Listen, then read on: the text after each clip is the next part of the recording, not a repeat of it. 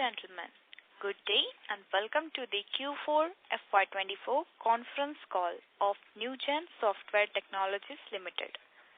As a reminder, all participants' line will be in the listen-only mode and there will be an opportunity for you to ask questions after the presentation concludes. Should you need assistance during the conference call, please signal an operator by pressing star then 0 on your touchtone phone. Please note that this conference is being recorded. I now hand the conference over to Ms. Deepti Mehra Chowk. Thank you and over to you, ma'am. Thank you. Good afternoon, everyone. I am Deepti Mehra Chowk, Investor Relations, Newgen Software Technology Limited. And I would welcome you all to Q4 FY24 results of the company. Joining with me today on the call is our management, Mr. Diwakar Nigam, Chairman and Managing Director, Mr. Varadarajan, Founder and Whole-Time Director, Mr. Virendraji, Chief Executive Officer, and Mr. Arun Gupta, Chief Financial Officer. Due to bad throat of Mr. Nigam, Mr. Varadarajan would take up presentation of the results. Before we move on to the discussion, let me highlight that this call may contain certain forward-looking statements concerning Newgen's future business prospects and profitability, which are subject to a number of risks and uncertainties, and the actual results could materially vary from the forward-looking statements. Past performance may not be indicative of future performance. The company does not undertake to make any announcement in case any of these forward-looking statements become materially incorrect in future, or update any forward-looking statements made from time to time by or on behalf of the company. For further details, you may please refer to the Investor Relations section of our website. I would now hand over to Mr. Varadarajan for presentation of results, which will be followed by Q&A. Thank you. Good afternoon, everyone, and thank you for joining us for our Q4 FY24 financial results call. As we reflect on the past year, it has been another remarkable year with financial performance reflecting considerable strength and resilience. We witnessed revenues of rupees 1244 crores, leading to a growth of 28% YOY. The year saw many milestones and opportunities to get deeper engagement with our clients. We have also witnessed robust profitability and healthy cash flow generation. Customer relationship has been always key for us and have been instrumental in our growth across all geographies, particularly EMEA and India, where we have witnessed growth of 39% and 33% respectively for the year. In India and EMEA markets, we are automating end-to-end for our customers by tying up the front, middle, and back office processes for them. We have seen strong interest and increased acceptability of our solution, including trade finance and digital lending, customer onboarding, card origination, and supply chain finance solution. In the APAC region, we have booked our largest ever project of rupees 97 crores with a leading technology organization in Singapore. In the Americas region, we have been resetting our strategy for the market. As part of our current portfolio, we are happy to share that with deeper engagement with our client, we have seen a notable increase in the business size per customer. We saw an increase in the number of customers with billing of over 5 crores from 51 last year to 65 in the current year. The average revenue per customer has gone up by 29%. This underscores our conscious emphasis on catering to larger scale clients and those who significantly contribute to our business. We are pleased to see ongoing growth in commitments from our existing banking customers as well as healthy new logo additions to our portfolio. We have added 51 new logos in the year, 11 of which have come in Q4. For the year, our annuity revenues were at rupees 750 crores, comprising of 60% of our revenues. Coming to our products, over the past year, we have continued to our commitment towards innovation, constantly refining and expanding the capability of our platform. This year was filled with excitement with new versions, launches of several of our platforms, and deeper work on our solution. We have launched the AI-enabled version of Newgen One platform called Marvin during the year. We have also launched newer versions of ECM and CCM platforms. We have released our next generation low-code trade finance solution, ITP Studio, ITP standing for Intelligent Document Processing, with advanced machine learning algorithms and Newgen AI Data Science Studio. In the new version, we have incorporated new inputs from our customers, industry leaders, analysts, and etc., enhancing our platform's features and functionalities. We have worked on different aspects, including use of artificial intelligence, cloud, and microservices, security, empowering system integrator partners, and migration. This enables our platform to build next-generation use cases, new ways to design the application, enhance the user experience, and optimize resource usage. Our vertical solutions in digital lending and trade have done well, and we continue to build on that base. Further, we are penetrating into the insurance vertical and strengthening the team for the same. During the year, we continue to be recognized by industry analysts, Gartner in the Magic Quadrant, and Forrester in the Wave reports. We are also recognized for the first time by Everest Group. Despite the challenges, including the recent cyber securities, we have demonstrated resilience and came out very stronger. We are leveraging the collective strength of our global workforce, which has grown to 4,500 individuals and continues to expand and mature in alignment with our business growth trajectory.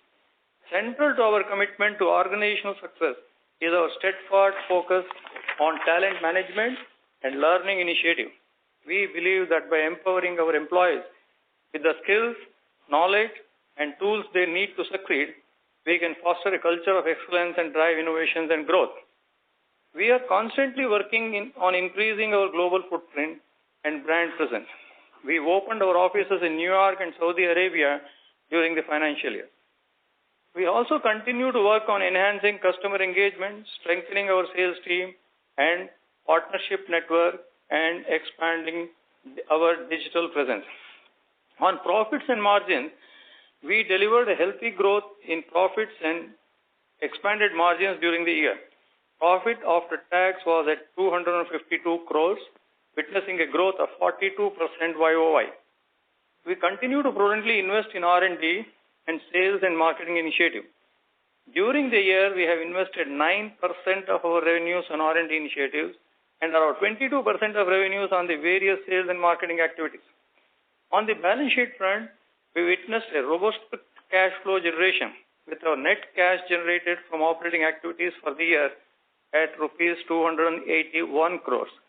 Our net trade receivables were at rupees 444 crores as of 31st March 2024, which resulted in net DSO of 130 days. Our collections for the year have improved by 34% YOY.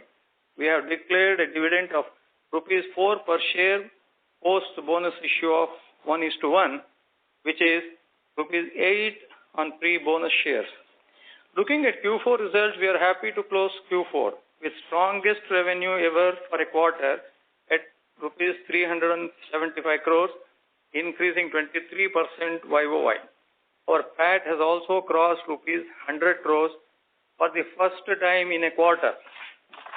As we start the new financial year, we remain steadfast in our commitment to delivering value, innovation, growth, and providing superior customer experience. Thank you very much. We are now open for Q&A. Thank you very much. We will now begin the question and answer session. Anyone who wishes to ask a question may press star and 1 on their touchtone telephone. If you wish to remove yourself from the question queue, you may press star and 2. Participants are requested to use handsets while asking a question. Ladies and gentlemen, we will wait for a moment while the question queue assembles.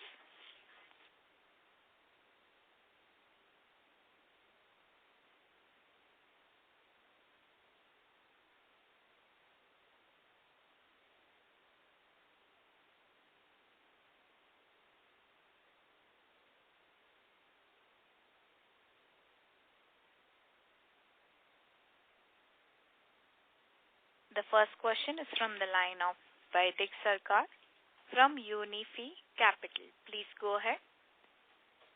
Virender, hi, good evening, and congrats to you and the team on a strong quarter and what's been a phenomenal year overall.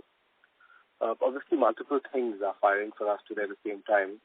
So I think the best way to synthesize all of this is to ask you, if in your words, like you've said this in the past few quarters, if your order book and your deal pipeline is perhaps growing at a pace that is faster than your revenue booking A, and B, given where our order pipeline today is, where do you think we are in this cycle? Right? We reckon we're in the middle of the cycle, or perhaps, moving towards the end of the cycle in terms of how banks and financial institutions are thinking about their digital journeys and how that's relevant to us. Thanks, Vaidik, and thank you for your question. So you're right. So basically, order book gives us in terms of kind of an insight in terms of how the business is shaping up. And we have expanded our order book to roughly around some 1,560 crores from a previous around 1,300 crores. So there's a healthy growth out there.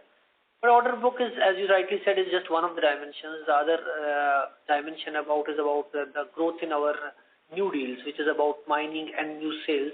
Out there, we have also a substantial healthy growth in that order book. On the order pipeline, clearly, as of now, we still see that there's a good traction in the coming year, both in India and financial services and what we are doing in Middle East. And in fact, we find the next year to be as a very strong APAC recovery year. US, I think we are working. There are a lot of moving parts out there. There is a part of moving which is about our strategy, where we are trying to reset, trying to move away from the smaller entities to getting larger entities and reshaping the market. And there is also about the whole market in terms of being slow, whether it's a European market and US market. So I think that's a moving part. We are still working very strong. At beginning of every year, we are very, very hopeful to really make substantial inroads in everything. But at the end, the outcome depends on various factors. But going into next year, I think the pipeline is quite healthy on the traditional space. It is very similar what it has been last year on the US side. There is not too much of a great jump by which I can predict a much higher US revenue growth. But on the other three markets, which are traditional markets, we are finding in the pipeline to be very healthy. We are building the US pipeline. I think we are making forays into both larger banks and insurance, but it's still early to call it out. And also there is an outline in terms of our other markets, which are we are seeding, like Australia and UK. They have started showing some seeds. We did close some deals last year. This year we expect to close few more deals. So overall, I know, we still look at next year. There's no reason why we can't maintain our growth momentum and do better. Sure. So obviously multiple moving parts, and I will not get into details here, but I think you had highlighted an endeavor of about $500 million by the end of FY27, right?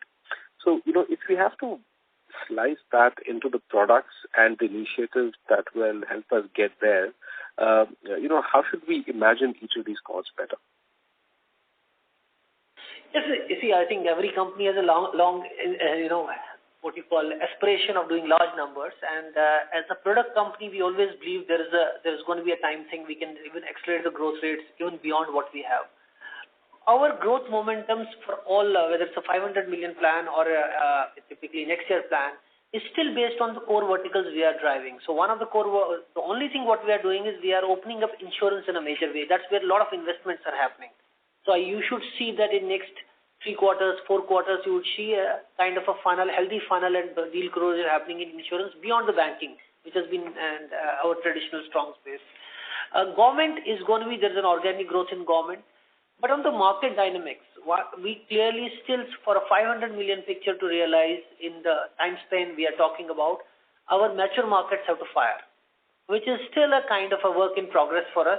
And though a lot of investment is happening in those areas, I think there's a healthy push coming from the markets where we are strong, and especially in this era where hardly any IT companies have really struggled from the growth front. We have been doing substantially well because our customer bases have been in the markets which have been less affected, and our solutions have resonated in this time period as well in all these markets. So I think we are sitting well on that. but the business composition does not change much, but it changes slightly more focus on insurance to open it as another substantial vertical, and it focuses on mature market expansion more quickly. I hope that answers your question. Yeah, just the last one before I get back to the queue. Look, the pace of growth has been so, momentous that reinvestment means that our operating leverage expectations have probably been faster than what we expected, right? So just keeping that growth in mind, how should we read your margin profile in the year ahead? See, I think, as you know, most of the cost planning happens at the beginning of the year, and there's little variabilization which happens beyond some tactical manpower or SG&A expenses. Right. So I think, we have been given that, we don't aspire to generate very large margins beyond this healthy 20% net margin or 21, but it's going to be a function of that year. So in terms of if at the beginning of the year we are targeting, say, X% growth, but we end up doing slightly more than X, then the margin expansion would happen. So today we are targeting growth ranges which are similar to our past years, and so I think we should be able to maintain the margin. The other thing on the net margin side, I think maybe Arun will also comment, or you can get more data. I think the tax rates for us next year are going to be different. I think because on the SEZ side, I think this is the lowest tax slab will be this year, and next year will be on at least 2-3% higher tax or more than the current year. So there's on the net margin, while on the gross margin or the EBITDA side, you will still see expansion happening. On the net margin, we'll be able to maintain that kind of a margin. So, and just in terms of seasonal variability, Q1 has always been a step down. Obviously that correlation was broken last year, Q1 of FY24. Given how things have shaped up for us last 2 quarters, and we're already a month into Q1 25, will we revert to the previous the relationship of a step down, or how should we read that? We hope to keep on reducing seasonality. It doesn't go away. I think I don't expect Q1 to be bigger than Q4 even this year, but I do expect the Q1 growth rate to be slightly higher than our average growth rates. The way you have seen this year, I think we have had a higher growth rates on Q1, Q2, and then slightly lesser. I should not call them lower numbers. They're still very large numbers, but not at the same level. On an average, we expect next year also to have the same behavior. All right. Thank you, Virendra. I'll be in touch. Thank you very much. Thank you, Virendra. Thank you. The next question is from the line of Mihir Manohar from Carnelian Asset Management. Please go ahead. Hi, thanks for giving the opportunity and congratulations on good set of numbers. Sir, wanted to understand the growth in the order booking. At this time in the presentation we mentioned that the growth in the order booking is 20%, versus this number was 30% last year, same time when we started the year. So should one see normalizing of growth happening, because this year has been quite a stellar growth.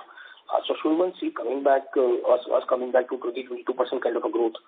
Because given the fact that now we are starting the order book with 20% growth, and last time it was 30% growth. So some understanding around that will be helpful. Yeah, so Mihir, thank you for your question about order book is right. I think the order book growth on the previous base of last year was a much more muted year for us. It was a very small year for us, and on that we had a substantially large order book rate. So basically it jumped from I think 17% to 24%, 25% to 27%. So the order book of last year also has got some residual revenue which is going to come in this year as well. And with the growth of order book of last year, what we have built from, we've taken the order book again from a very high base of 1,300 crores to 1,560 crores. We don't see order book as a constraint to reach, not meet our next year's goals. We don't intend to fall back to 20% growth targets. We want to maintain them at higher level. But what higher, I think that is how the future will unfold. But I don't think, while I see order book as one of the dimensions, but it can't be taken in isolation. So we still feel that this year can be a much larger number than the 20% number. Sure, sir. And how should one understand the new dimension? And you mentioned order book is not the only thing to look at for the growth rate. So, which are the other dimensions that you're mentioning? If you can provide some clarity around that would be helpful. I think it's the same thing. See, order book is one, I think new logo acquisition and average deal size per logo. So we have 29% growth on the deal size. That's where we are able to convert maximum. Our new logo additions are at a substantial pace, and all the new logos are at a much bigger size than the previous new logos. So these are some of the factors. Sure, understood. So second question was on the insurance. I mean, you mentioned that insurance you expect this year to be remaining quite strong. Can you provide some more color around this? I mean, what kind of conversations are you having with the clients? Is it life and insurance or is it PNG? And what kind of quantum can we see on the deal size or on the revenue side for insurance? That will be helpful. See, we are working on this strategy. So we have I think while we have expanded to a large kind of a wallet share in banking for our major accounts, we have not been able to do the same sizes, though we have insurance as our customers, but their deal sizes are pretty small. So we're working both in life, general and health. There are offerings which we are generating where we can have a larger deal size. This is work in progress, and we expect this to be a substantial part of our revenue in next coming 2 to 3 years. So it's early. So I think once we have a better visibility into the funnel generation part of it and deal sizes, I think we should be able to highlight more. But we are quite excited about it, and we are aggressively investing right now, building teams, building capabilities, competences, products around that, and then taking them to market in next 6 months' time. Sure. So what is the growth in order booking for insurance? I mean, at the company level, it is 20%. For insurance, what could be the ballpark number? I don't have that, but I think insurance we are just building right now. So I don't think insurance growth rates right now, I think even for this year, the last year, the banking has been the primary driver of the growth with more than 30% of the growth happening. So all other segments have been either at 30 or less than that. Sure. Yeah, that's it from my side. I will join the queue. Thank you.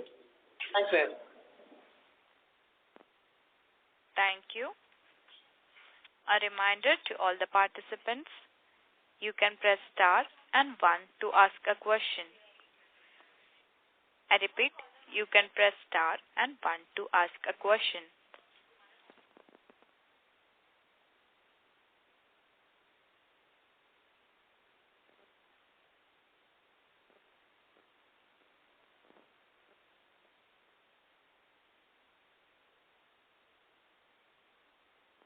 Next question is from the line of Ashish from JM Mutual Fund. Please go ahead.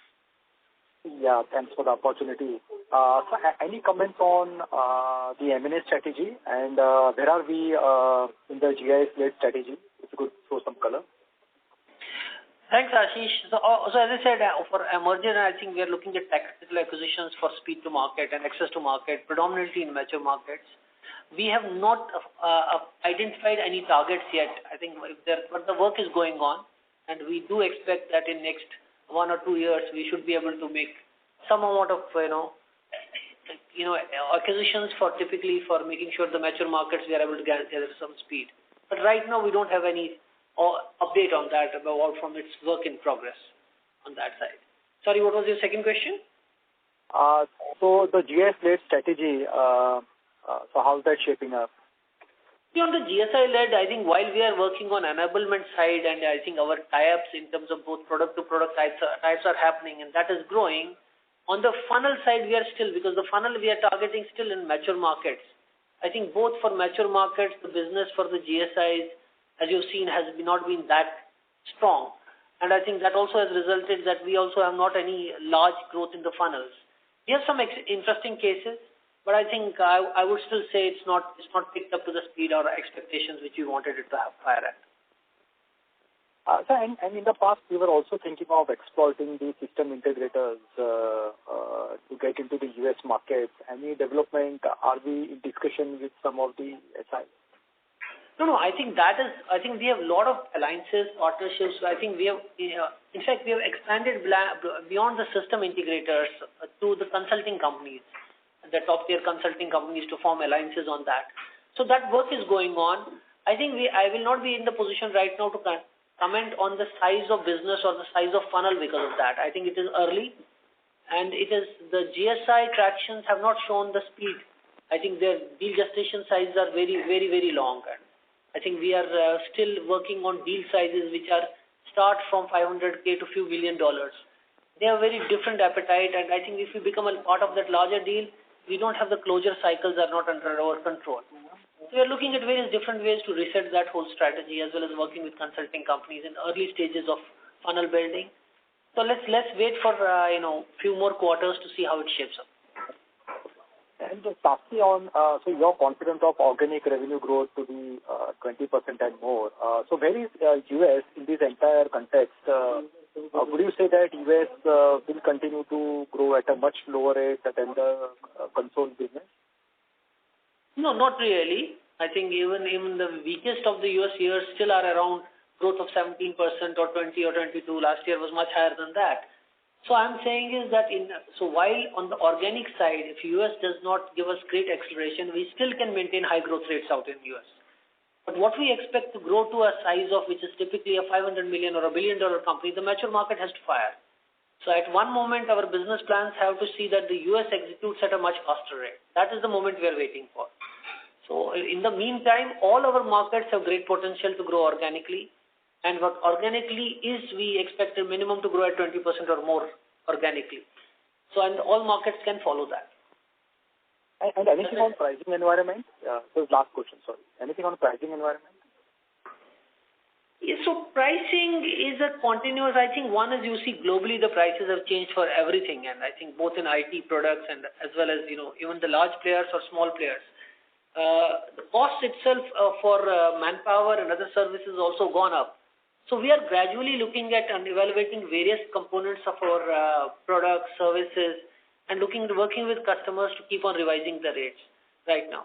We will be working on some more serious initiatives over the next few quarters on pricing and resetting some of the pricing. But it's a continuous job. I think I may be able to give you more clarity than on next 2 quarters. Thank you and all the best. Thank you. Thank you. The next question is from the line of Ashish Chopra from Goldman Sachs Asset Management. Please go ahead. Yeah, thanks for the opportunity. I hope I'm audible.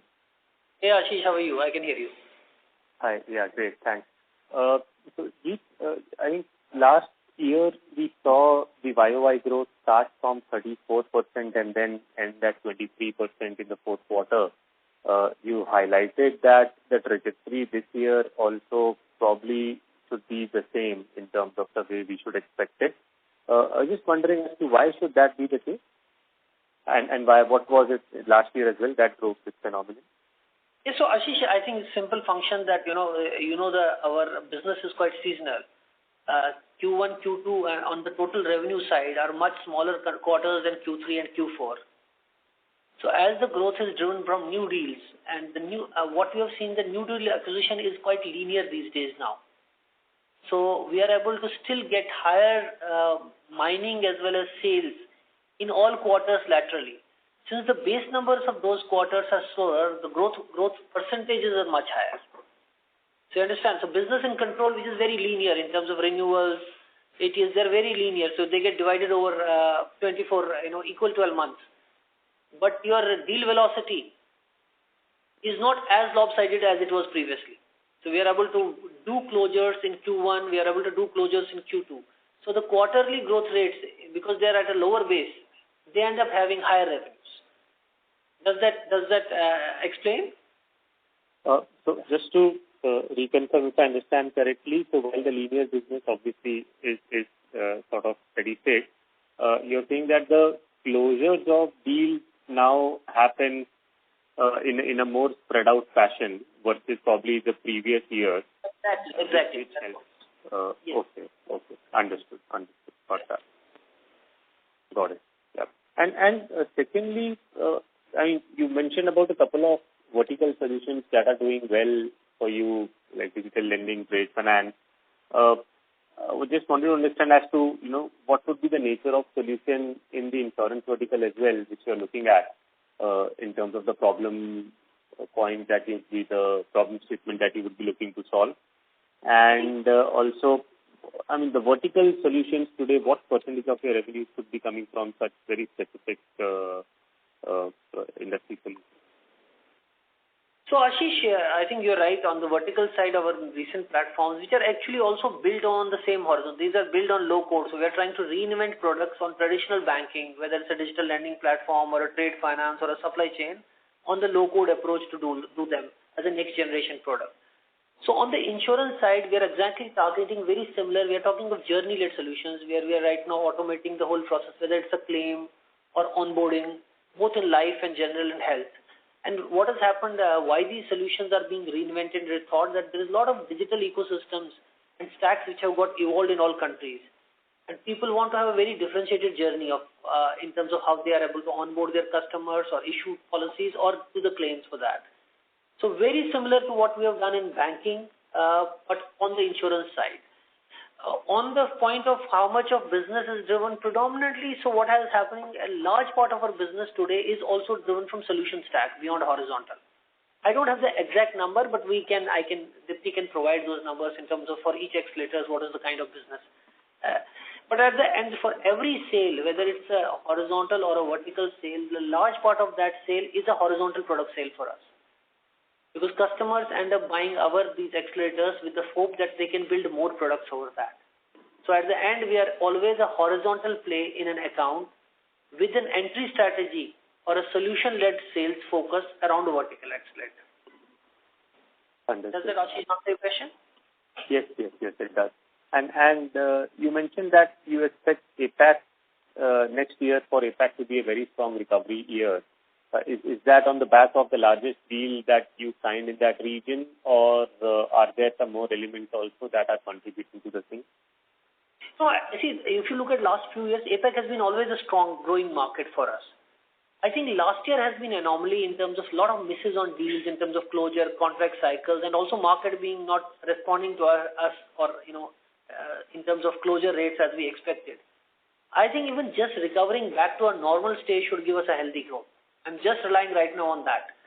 The deal which is there of around 90 crores, it is a 5-year deal of subscription and an implementation. There will be some revenue, but it is not going to make a material difference to the growth rate. So we still feel in terms of our velocity of deal closures and growth in that market to be on the recovery rather than the last year approach. Understood. And just lastly from my side, on the DSO, as we exited the year at around 130 days, so on a fourth quarter basis, is that the kind of number, consistent kind of growth you tend to witness in the last quarter? Would that be on the expected lines, or do you think that it may have come in higher than what you would have been targeting? No, I think DSO is on the expected lines because I think we had a kind of a DSO miss on Q1 because it was slightly higher last year. And then we have substantially brought it down. I'm saying comparing to Y-on-Y quarters, it has come down. On an average, because Q4 is always a large quarter, so the DSO number is much larger, but on the average other quarters. So I think we should be on an average DSO of 120, 125, I don't know exactly the number. Our target is to reach 100 days. That's our immediate target as an average DSO. That would mean a Q4 DSO of 115 days or something like that. So, but this year I think it's in line with our expectations, but we are taking a lot of measures to even bring it further down. Understood. Great. Thanks so much for taking my question and all the best. Thanks. Thank you. A reminder to all the participants, you can press star and 1 to ask a question. The next question is from the line of Jyoti Singh from Arihant Capital Market Limited. Please go ahead. I'm audible. Yeah. Could you be a bit loud, so? Yeah. So thank you for the opportunity. So if you can just give a idea on the BPO segment that very small for Newgen. 2%. But what are the impact that we are seeing because of the Gen AI, and what are expectation from here onward? Jyoti, thank you for your question. So, BPO segment is a segment because it has been a traditional segment where typically people are doing, we were a great partner for most of the BPOs got set in India in terms of when they are looking at a fresh stack because they didn't have platforms. Suppose that segment has been typically the AP/AR segment, account payable and account receivable. Either it's in the captive or non-captive, which are the BPO-based segments. So it's a potential market for us for horizontal play. Has not shown significant traction in India for us or outside India. So we're looking at ways to look at more horizontal play. Coming to GenAI and BPO, I think it's typically wherever you can bring efficiency in operations using technology. I think the processing centers become the first, typically the places to try out, like if you had RPA or the BPM. Similarly, I think both on generative AI, a lot of use cases on in terms of automating some of the routine tasks would happen out there. We are excited about the platform play in our product. We have created our product offering in all three products, which are our horizontal lines. There is a GenAI offering, both for, whether it's content, going deeper into content summarization in content management, BPM, automatic rule building or accelerating the speed by which the processes can be deployed. And CCM also, which is customer communication, how fast you can do a multilingual communications depending on different personas. So we are excited about that portfolio. We are right now looking at those cases to be taken across all verticals, not limiting to BPO. So yes, but BPOs do have some use cases which can be exploited on that. But right now, I won't have more than that insight about that subject. Okay, thank you. And sir, next question is on the GenAI side. So since when we are starting, it will be revenue generation for us? So basically GenAI is a technology, and as any horizontal grade technology, product companies end up leveraging that and creating more offerings. Finally, those offerings are deployed with the customers to either optimize their businesses or drive growth. So what we are excited that with Marvin, which is our GenAI launch, and the number theory, which is the AI platform, we should be able to accelerate our use cases and growth of those use cases in general. But specifically on revenue generation or not on revenue generation, those will depend on how end customers end up deploying the use cases. Okay, thank you, sir. Thank you. The next question is from the line of Tushar Sarda from Athena Investment. Please go ahead. Yeah, thank you. I have two questions. One is, you said mature markets have to fire much higher. So what kind of growth rate, would you look at to reach your aspiration targets? That's one. And second, because markets are not doing well, M&A should be much easier in this kind of market. So your thoughts on that? So, Tushar, thank you for your question. So when I say mature markets have to fire well, it's typically for our long-term aspiration of a company to be reach $500 million or $1 billion. So, because that is where the addressable market is. Today, I think at a growth rate of, about 20%, mature markets keep up that pace. Then eventually we will not be able to do justice to the addressable market size in mature markets. So we expect to be much higher. For some years, it can be a 30, 40, 50% growth in mature markets. That's quite doable for a company like us. So, it's more about where the addressable market is and where our share of, how do we increase our share of that addressable market. On M&A strategy, I think, as I told you, our M&A strategy is typically localized around to get access to market so that we can do speed of our full sales process establishing in a country. We have not found too many prospective options right now. Depending different markets conditions should generate sometimes opportunities and sometimes challenges. I am not really in a position to really comment on that because I have not really felt about that there is too much of availability right now. We have not sensed that. Okay. Thank you very much.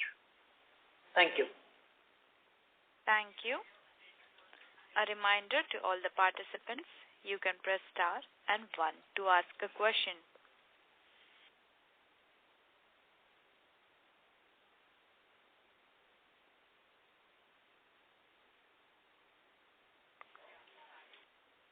Next question is from the line of Shubham, an individual investor. Please go ahead. Congratulations on a great set of numbers, sir. Thanks, Shubham. Would you be providing any kind of guidance for the next financial year, sir? No, Shubham, sorry. We don't provide any guidance, but we, as we always say, we intend to keep on meeting our growth momentum and do the historical rates which we end up doing. We don't see challenge. In case there's a kind of a delta which is very different than what we did last year or both upside and downside, then we would inform you as soon as we have more insight into that. All All right, sir. Thank you so much. Thank you. The next question is from the line of Devang Bhatt from IDBI Capital. Please go ahead. Hi, sir. Thank you for taking my question. Just one question that you had highlighted that you are resetting your sales strategy in the US. So from the past, what different are you doing? Like you have already tapped GSIs and all to tap the mature market. So what kind of resetting in sales strategy you are doing in US? So Devang, when we are talking of resetting our sales strategy, which is about what was working for last 3-4 years, we were pursuing banks which were typically in the lower size or typically asset bases of $2 billion to $20 billion banks, which is a large number of roughly around 850. We saw that, I think the account acquisition cost was much more higher than the lifetime cost of the customer. And because the US banking also is kind of in terms of either consolidation phase or they are having a lot of issues raising deposits, these accounts, even after acquisition, did not have a lot of upside for us. And for our aspiration and the numbers we are talking in those company, we thought that it is important to pivot towards larger banks. So when we are talking of change in strategy, we are talking of pivoting from the smaller bank sizes to a larger addressable banks, which are banks above 20 billion or 50 billion up to $200 billion, which is typically around 100 accounts. So we are focusing on those accounts now. And of course, there is an entry barrier to those accounts. It needs GSI support. It also needs various other things.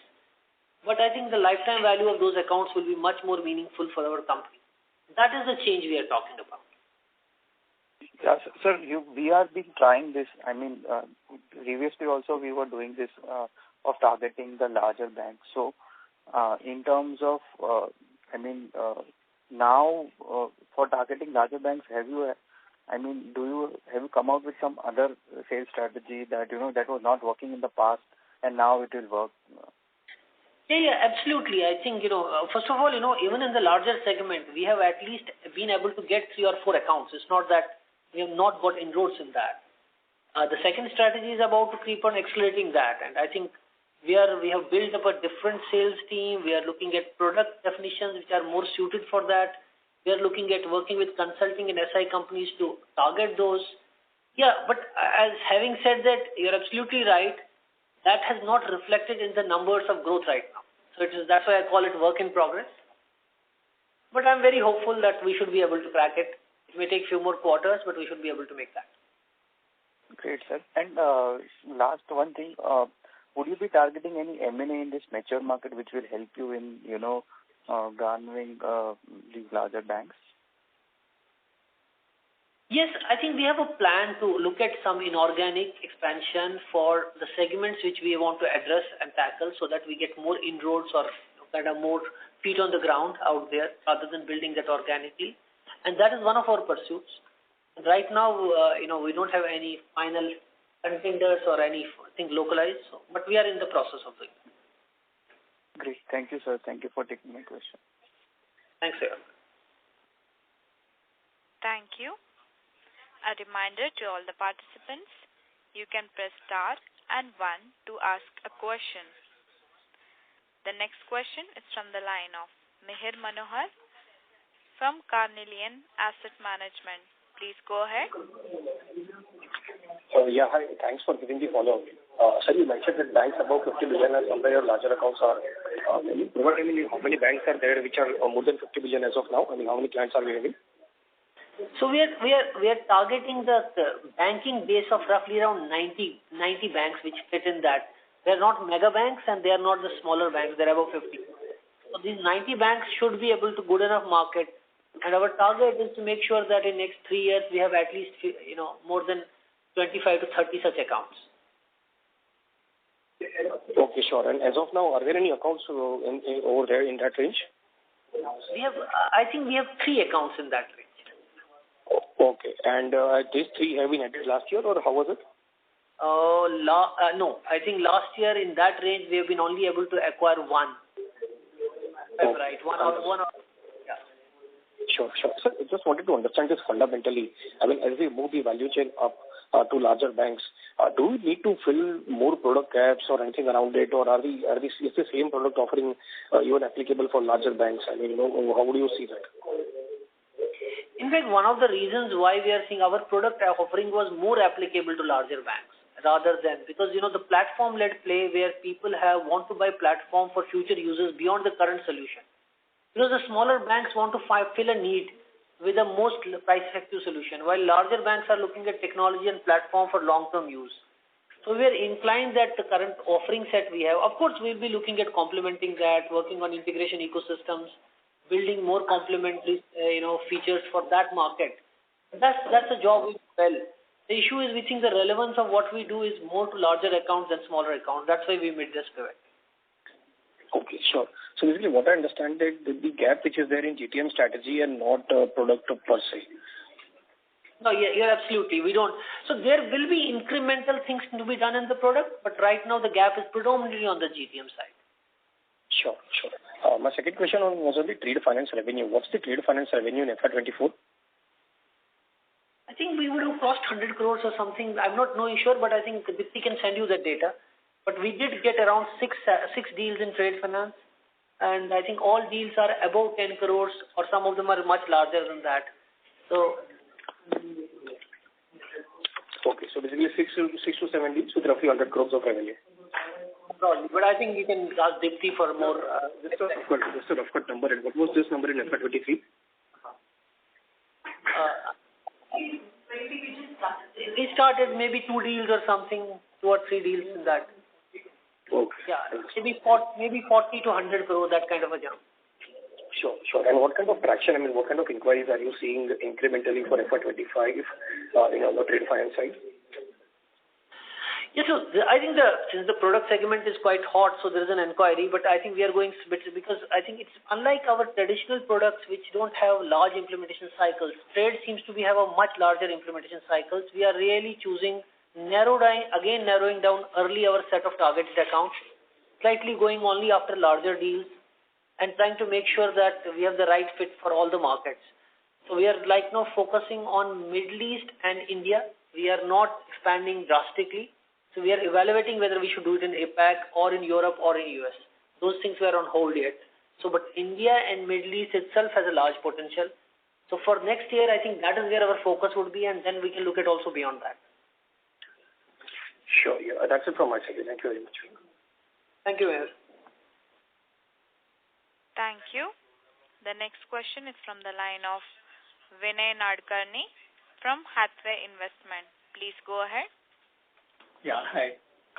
Just wanted one question. How has the Marvin been accepted by the and what is the channel response to it? And what is the revenue that you have earned out of it this year? Yeah, Vinay, thank you for the question. So, see, Marvin is an extension of generative AI capability for our own products. And it does not have a different alternate monetization stream, but it eventually creates more use cases where the product can be serviced right now. So we launched it some time back, not maybe few months back. I think right now, as the whole industry is damn interested in anything which is AI-led or generative AI-led. So there's a lot of interest in those use cases. We are seeing a lot of interest in horizontal mature market use cases around AI, and sometimes also use cases lead to generative AI. But I will not be able to, we don't think of monetizing it separately. We think of opening more opportunities, but at the end, we are still selling our BPM, ECM, and CCM platforms or solutions built around that, with Marvin capabilities to enhance the value to the customer. Okay. One small bookkeeping question. Your 9% expenditure on the R&D has been expensed out in the books, correct? That's the way you have been doing all Yeah, we always do that, yes. Yeah. And lastly, just more forward-looking thing. Since between banking and insurance, you're almost 77% of your revenue comes from these two industries. I understand you're focusing on that as a primary driver, but going forward, is there any other areas that you're looking at? Because your healthcare and BPO has not really taken off much. So are we going to be hitching our star only on banking and finance going forward? So you're right. Banking and finance will continue to be the global leaders for us across all verticals. Healthcare is typically healthcare insurance, which is very similar to healthcare, but it's a completely different segment, and this market only exists in US. So we think we can build up anywhere between $15 to $30 million business of that over the next 2-3 years. But beyond that, I think government is one important area where we think we can build more inroads. After that, our horizontal products have quite wide application across, but that is what we are looking at either through partner sales or a channel sales or through GSIs to take us to other verticals.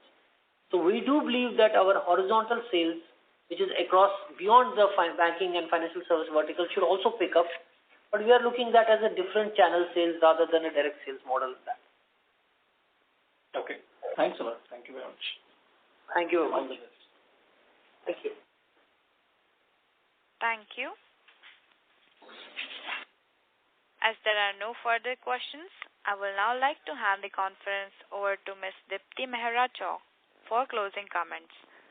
Over to you, ma'am. Thank you so much, everyone, for joining in for the call. For any further questions, you can connect with me or you can go to our website. Thank you. On behalf of Newgen Software Technologies Limited, that concludes this conference. Thank you for joining us, and you may now disconnect your lines. Thank you.